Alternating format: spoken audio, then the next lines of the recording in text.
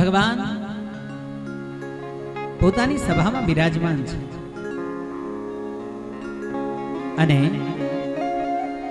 શત્રાજીત નામનો યાદવ યદુકુળનો જ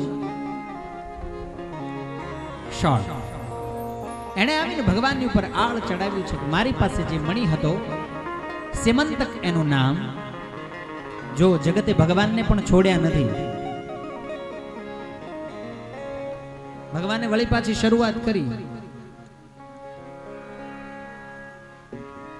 રૂકમી, શિશુપાળ અને દંતવક્ત્રને ભગવાને હરાવ્યા છે. અહીંયા માર્યા નથી, હરાવ્યા છે.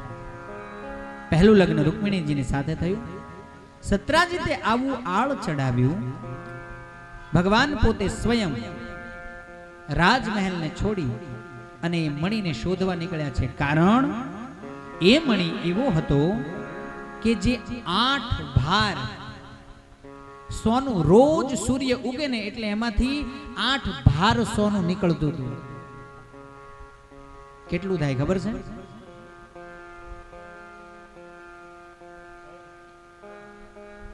81 કિલો.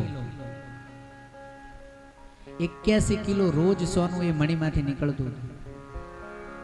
8 ભાર.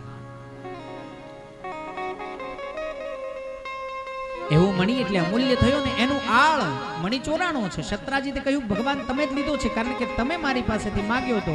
ભગવાન મહેલ છોડીને આ મણી શોધવા નીકળ્યા. આ શત્રાજીતનો નાનો ભાઈ પ્રસન્નજીત મણીને લઈ અને જંગલમાં મૃગયા રમવા ગયેલો. સિંહની સાથે યુદ્ધ થયું છે.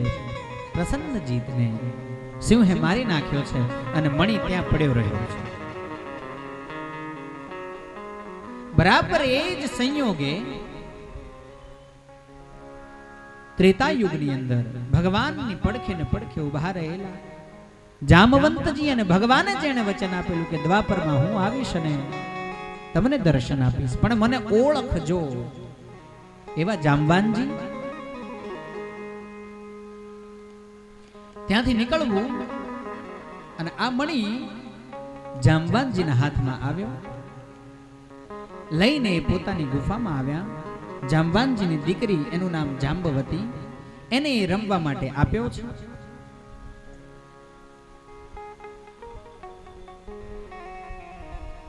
ભગવાન જ્યાં પ્રસન્નજીત મરાયો છે, પ્રસેનજીત જ્યાં મરાયો છે, ત્યાં ભગવાન આવ્યા છે.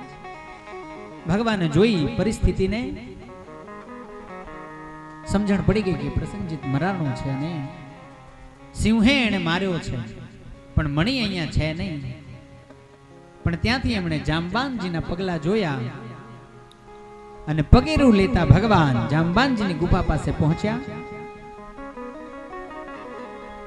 ભગવાને બહાર ઉભા છે. કોઈ ગુફામાં? જામવાનજી બહાર આવ્યા છે. અમારો એક મણી ખોવાનો છે, તમે લીધો છે? એવું પૂછતા વારમાં તો જામવંતજીએ પ્રહાર કર્યો ભગવાનની ઉપર અને ભગવાને એ પ્રહારને ઝીલ્યો અને સામો વળતો પ્રહાર કર્યો. જામવાનજી અને ભગવાનની વચ્ચે દ્વંદ્વ યુદ્ધ થયું છે.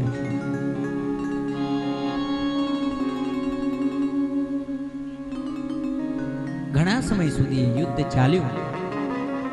અંતે ઘણી બધી વખત જામવંતજી પડી ગયા છે યુદ્ધમાં. ત્યારે ઊભા થઈ અને ભગવાનને પગે લાગ્યા છે. આપ કોણ છો? ત્યારે ભગવાન શ્રી રામચંદ્ર સ્વરૂપે જામવાનજીને દર્શન આપે છે. બોલીએ રામચંદ્ર ભગવાન કી જય.